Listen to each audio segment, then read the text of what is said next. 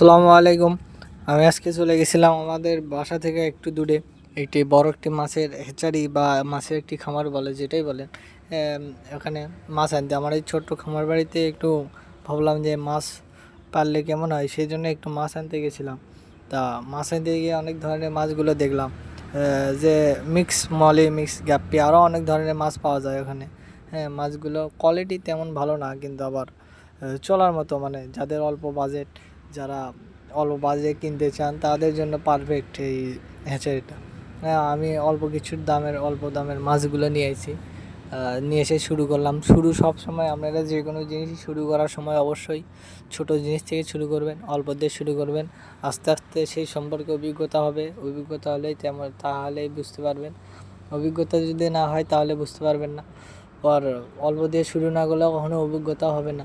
বেশি দিয়ে এবং বেশি যে কোনো জিনিসই বেশি দিয়ে শুরু করতে গেলে, বা বেশি মনে করলেন যে দামি জিনিস দিয়ে শুরু করতে গেলে, যদি একবার মনে করলেন আপনি ওই সম্পর্কে কোনো জ্ঞান নেই, ওই সম্পর্কে টেক কেয়ার করার জন্য কোনো মনে করলেন বেসিক কোনো জ্ঞান নেই, তাহলে যদি মারা যায় তাহলে তো আপনার লসের সম্মুখীন হতেই হবে।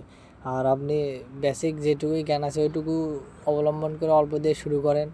অল্প দিয়ে মারা গেলে কিছু মনে হবে না। অল্প বাজেটে শুরু করেন, অবশ্যই কিছু মনে হবে না। সেই জন্য বলি অল্প বাজেটে সবাই শুরু করবেন আমার মতো। আর সবাই আমার জন্য দোয়া করবেন, আমিও যেন এইরকম একটি খামার গড়ে তুলতে পারি।